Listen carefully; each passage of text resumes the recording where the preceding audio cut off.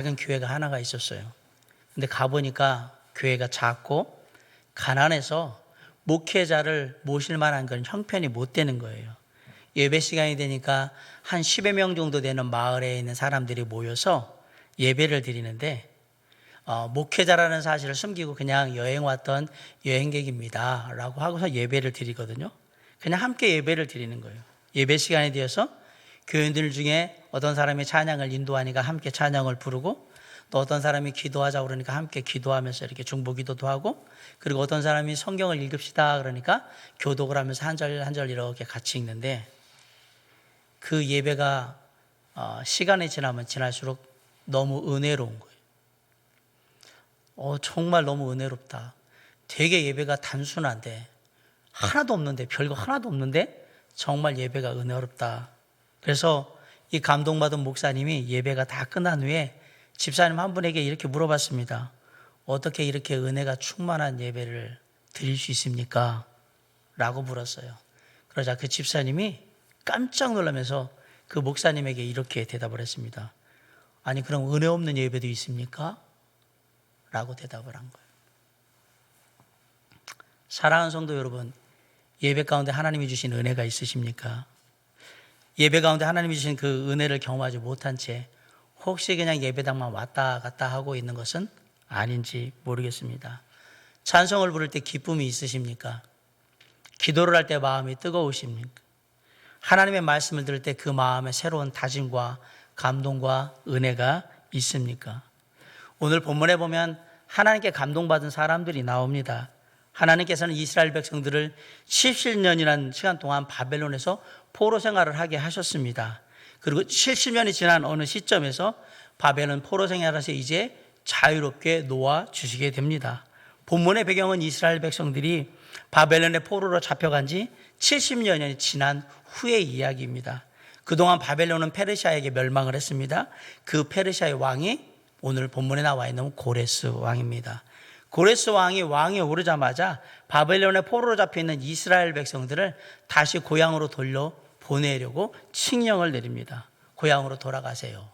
이스라엘, 예루살렘으로 돌아가라고 얘기를 합니다.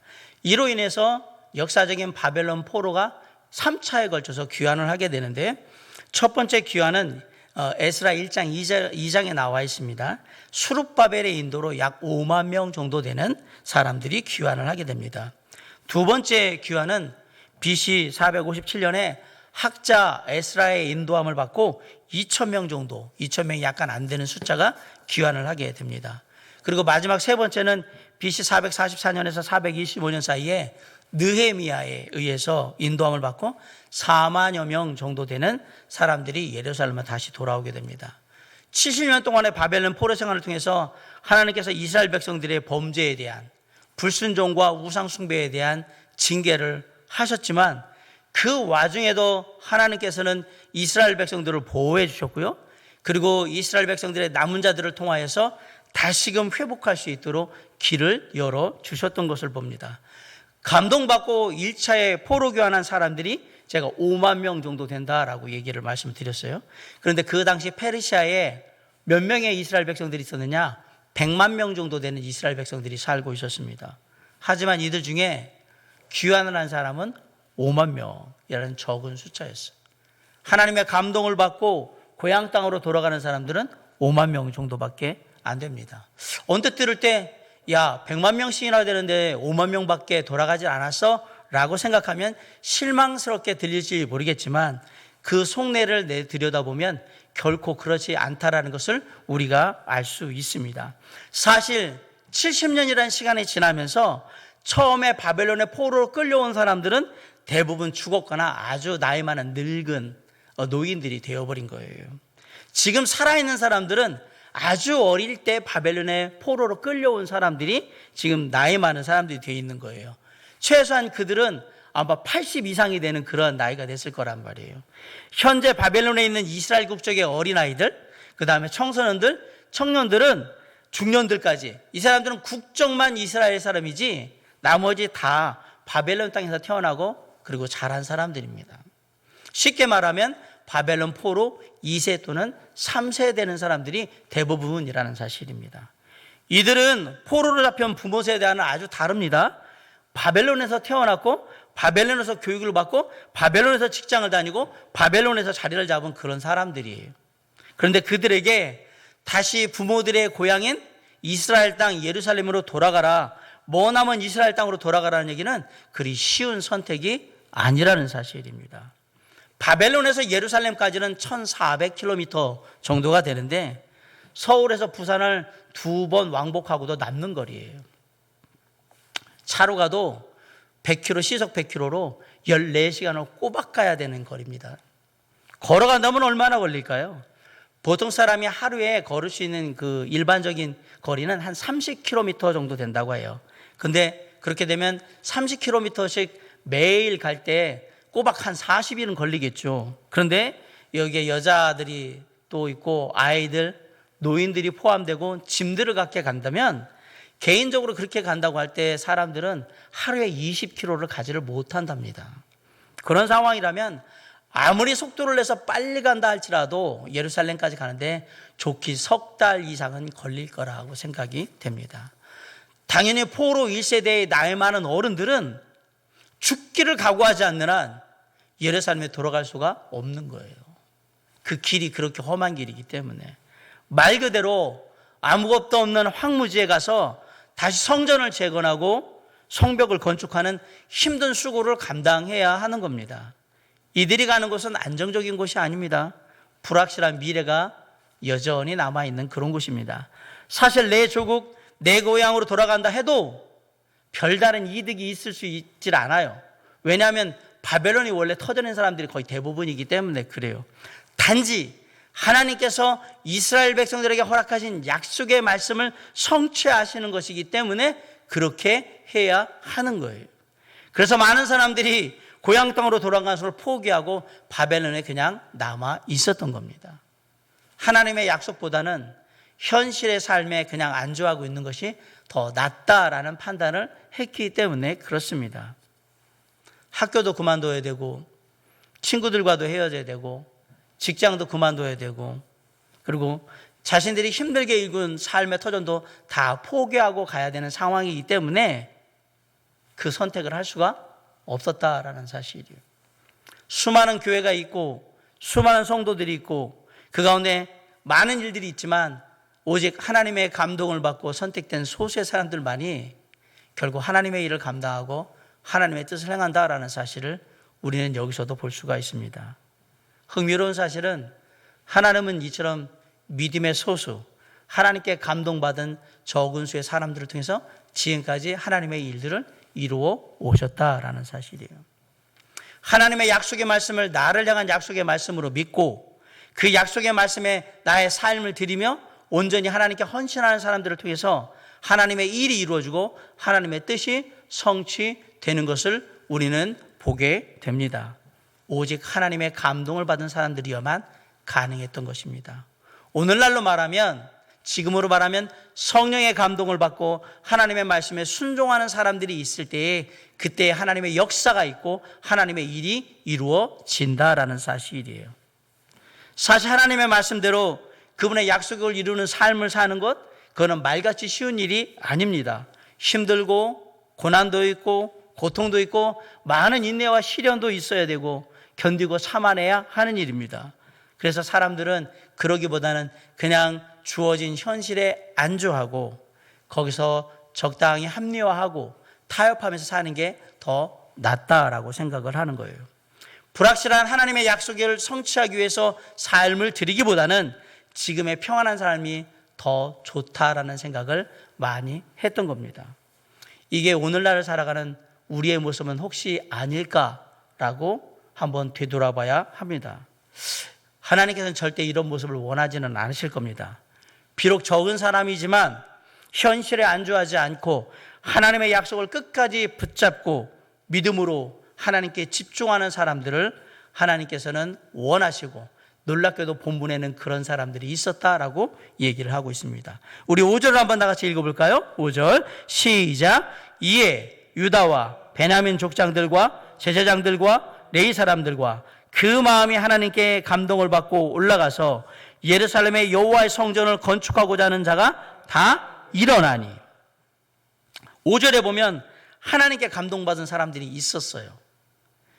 모든 하나님의 감동받아서 예루살렘에 올라가서 하나님의 성전을 다시 건축하자 하는 사람들이 일어났다라고 되어 있습니다.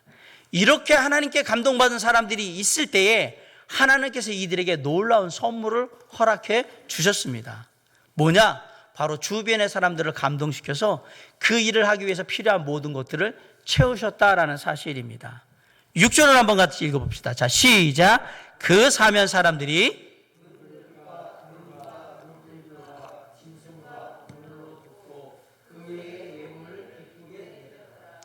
자기 동족도 아닌 이스라엘 포로들에게 자기들 것을 준 거예요. 돈도 주고 먹을 것도 주고 탈 것도 주고 가지고 있던 폐물들도 다 내어줍니다. 놀랍게도 이 모든 것을 어떻게? 기쁘게 드렸다라고 되어 있어요. 더 놀라운 사실은 이들이 하나님을 믿지 않는 이방인들이라는 사실이에요. 근데 이들이 하나님께 감동을 받자 자신들이 가진 모든 것을 하나님의 백성인 이스라엘 백성들에게 줘서 하나님께 헌신하고 그리고 하나님을 위해서 쓰라고 다 주고 있다는 사실이에요.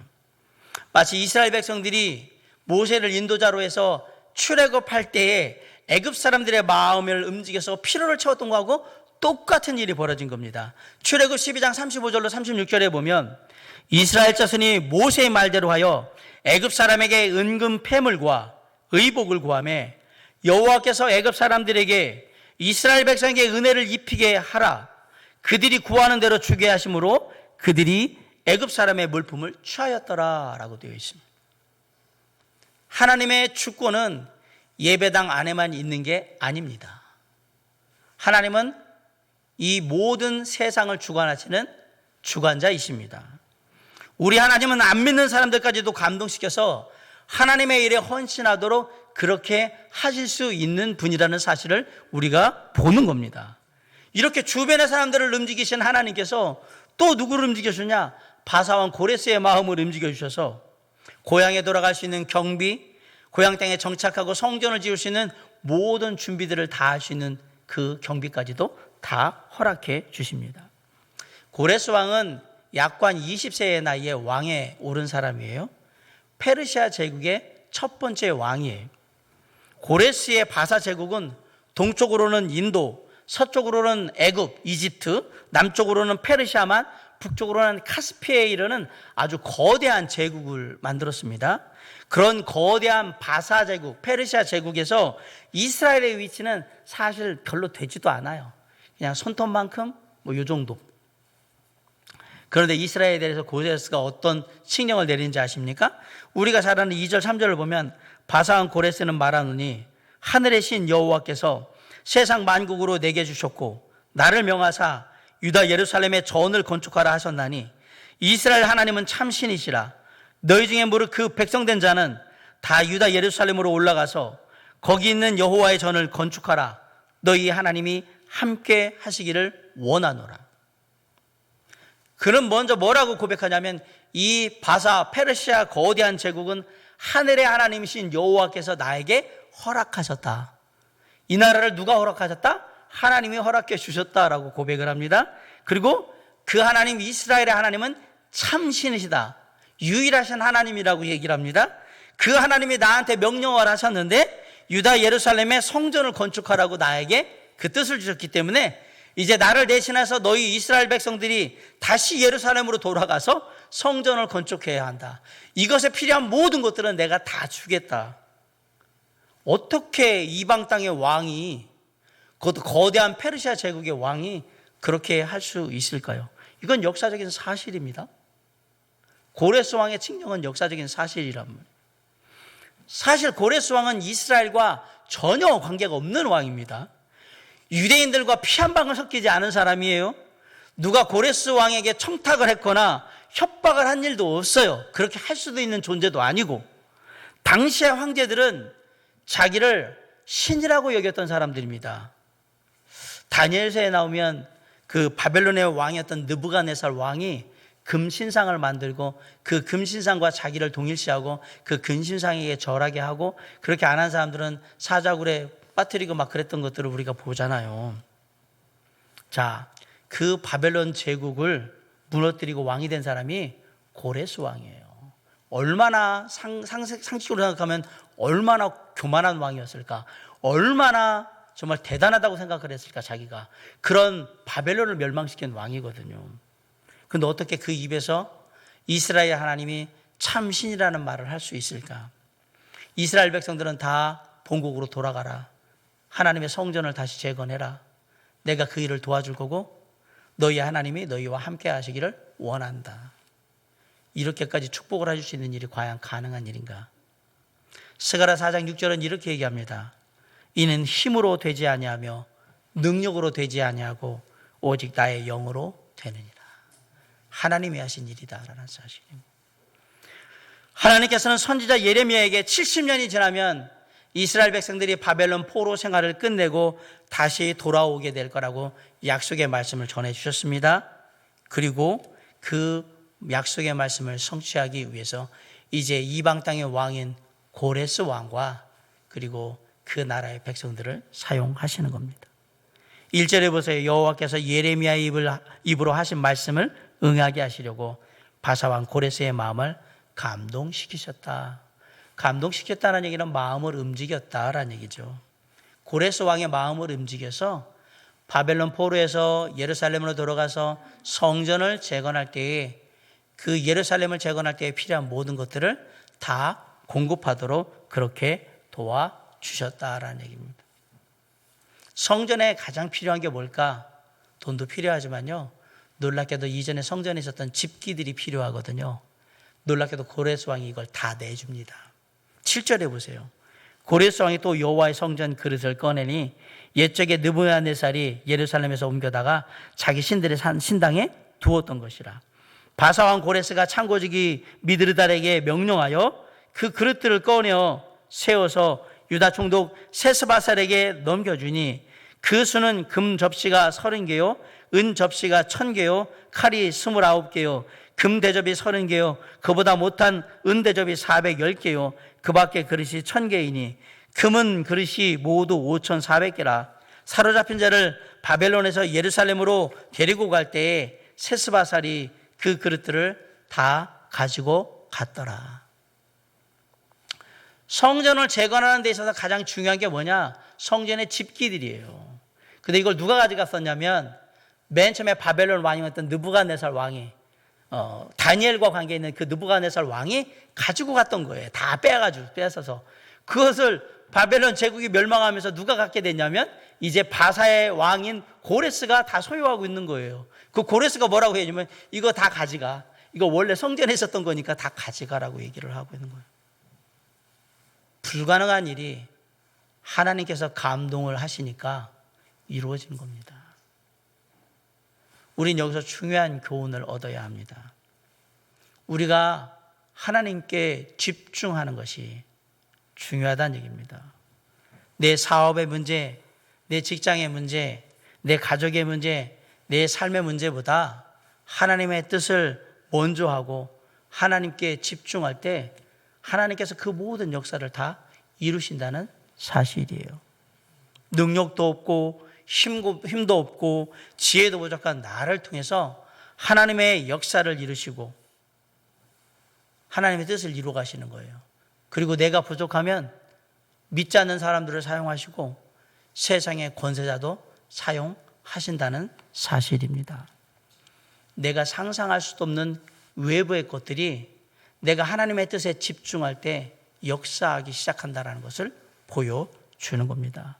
내가 내 삶의 우선순위를 주님께 온전히 바로 하고 즐거워하는 마음으로 기쁜 마음으로 주님의 일에 하나님의 일에 집중하면 하나님께서 나머지 모든 것들은 다 해결해 주신다라는 사실을 오늘 우리는 여기서 볼 수가 있는 겁니다. 사실 삶의 우선순위를 바로 하고 하나님께 집중하는 것은 우리의 마음을 하나님께 온전히 두는 것은 쉽지 않습니다. 왜? 우리의 삶 가운데 우리를 힘들고 어렵게 만드는 일들이 너무너무 많기 때문에 그렇습니다. 우리의 마음을 빼앗는 일들이 얼마나 주변에 많습니까? 하나님의 일을 하려고 해도 멋있게 한번 하나님께 헌신해서 뭔가 좀 해보려고 하는데 내 주변의 환경이 허락하지 않을 때가 엄청나게 많습니다. 오늘 본문에 보세요. 하나님의 감동을 받은 이스라엘 백성들이 그들의 안락한 삶을 포기하고 하나님의 일을 위해서 머나먼 여행길을 감수합니다. 올랐습니다. 자신의 불편함과 안락함을 다 버리고 불편함을 선택하고 감수를 하고 사업장, 직장 다 버리고 그리고 갑니다. 하나님 앞에 내려놓습니다. 그런데 그것만으로 불가능한 것을 알기에 하나님께서 고레스 왕과 또 그 백성들을 사용하셔서 이 모든 것들을 채워주는 거예요. 그 마음이 하나님께 있으니까 나머지 것들이 알아서 돌아가기 시작하는 거예요. 그래서 우리는 집중해서 기도해야 해요. 성령 하나님께서 우리의 마음을 감동시킬 수 있도록, 그래서 우리의 삶에 하나님의 뜻이 이루어질 수 있도록 우리는 기도해야 합니다. 그렇게 할 때 나머지 모든 삶의 것들을 하나님께서 같이 움직여 주시는 거예요. 성령 하나님께서 우리의 마음을 감동시키셔야 돼요. 이방의 왕 고레스를 움직이듯이 이방 나라의 백성들을 움직이시지, 하나님의 성령이 역사하시면 그 모든 일들이 이루어지게 된다라는 사실을 우리는 여기서 발견하게 되는 거예요. 그런데 이 모든 것들이 하나님께 감동받은 하나님의 백성들, 하나님의 뜻을 이루기 위해서 온전히 마음을 다하여 하나님께 집중하는 사람들을 위해서 이방의 고레스 왕도 움직이고 이방 나라 민족들도 다 움직였다는 사실을 우리가 잊지 마셔야 해요. 다시 말하면 하나님께 감동받은 하나님의 백성들, 하나님의 자녀들, 예수 그리스도를 믿는 그리스도인들이 없다면 이런 일은 일어나지 않을 것이며, 일어난다 해도 아무 의미가 없다라는 사실입니다.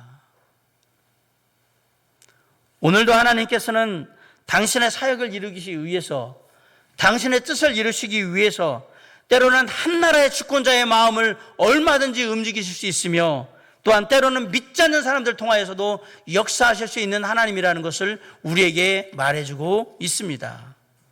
그럼 뭐가 필요하냐? 온전히 주께 마음을 다함으로 하나님께 감동받는 하나님의 사람들이 필요한 겁니다.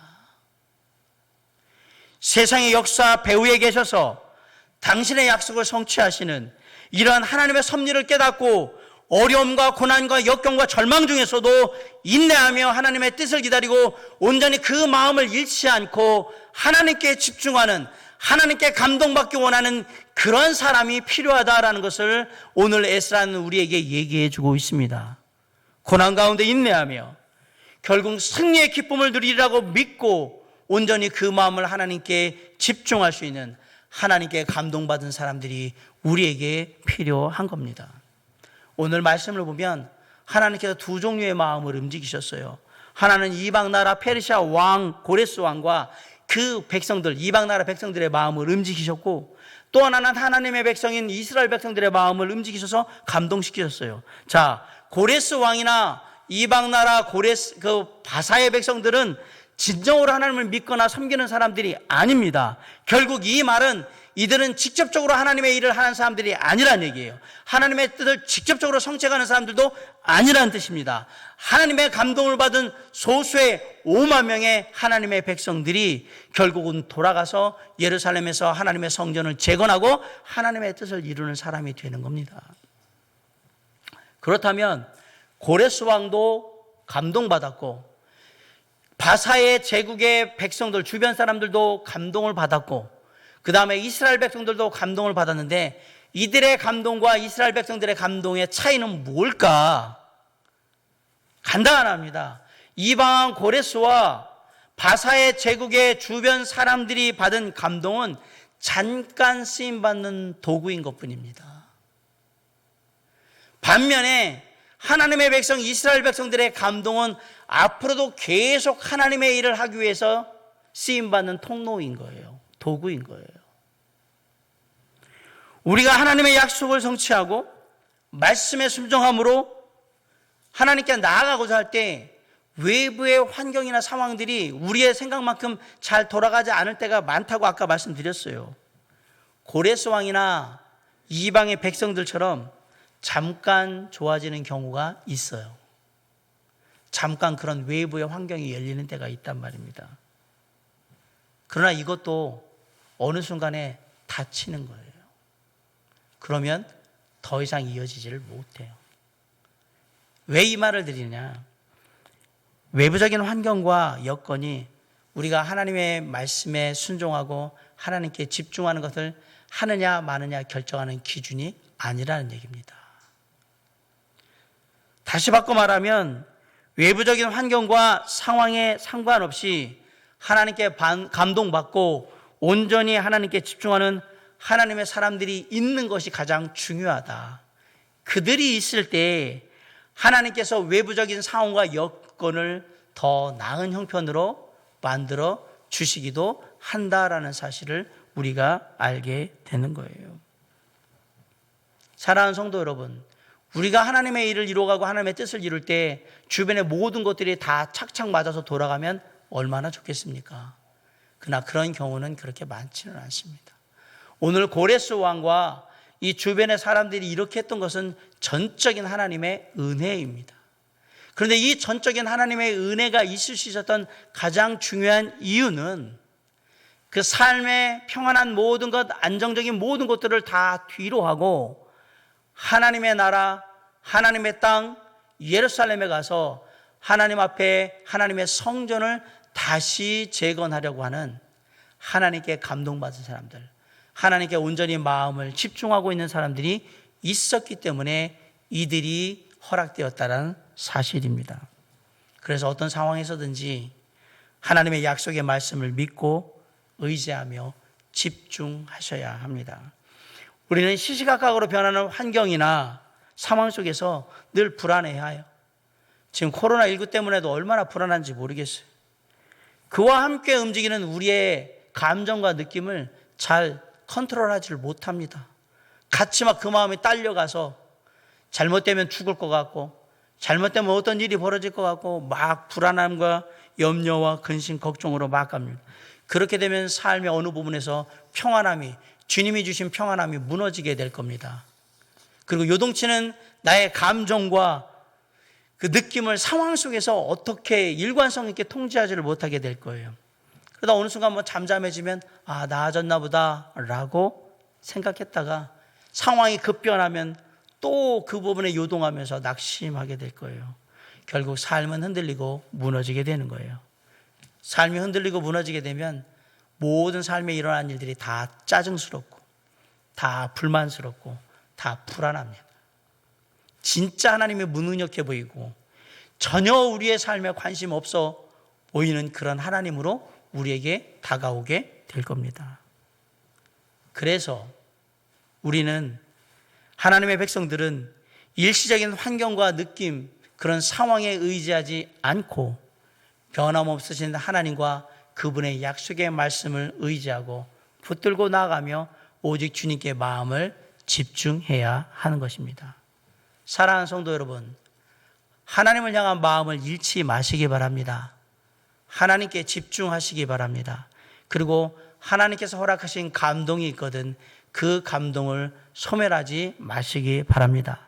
날마다 말씀을 보고 기도를 통해서 지속적으로 하나님께 주신 그 감동을 유지해 가야 합니다. 그리고 그 감동을 끝까지 가지고 하나님의 뜻을 이룰 때까지 믿음으로 인내하면서 변함없이 우리의 마음을 하나님께 드림으로 집중하셔야 합니다. 혹 우리 안에 하나님의 역사하심과 그 감동하심의 그런 정말 힘이, 은혜가 떨어진다고 생각이 들거든, 우리의 마음이 식어가거든 예배의 자리에 오셔서 예배를 회복하시고 찬양하시고 기도하시는 가운데 하나님의 말씀을 들은 가운데 다시 그 감동을 회복해야 하는 것입니다. 그 마음을 하나님께 집중할 수 있도록 해야 하는 것입니다. 이제 저는 말씀을 마치려고 합니다. 사랑하는 성도 여러분, 하나님이 저와 여러분에게 허락하신 감동이 있으십니까? 하나님의 일을 위해서, 주님의 몸된 교회를 위해서, 어떤 하나님의 뜻을 위해서 내 삶 가운데 허락하신 하나님의 감동이 있으십니까? 혹시 환경적인 요인 때문에, 상황 때문에, 주변의 여건 때문에 그 감동을 잃어버리고 있지는 않습니까? 내 사업과 직장과 현재 주어진 코로나19라는 이러한 상황 때문에, 삶의 어려움 때문에 하나님이 주신 감동을 소멸하고 있지는 않은가라고 묻고 있는 것입니다. 다시 한번 우리를 감동케 하셨던 그 하나님께서 잃어버린 우리의 감동을 회복시켜 주십시고 우리의 마음이 온전히 하나님 앞에 집중할 수 있도록 도와주시기를 간절히 간구합니다.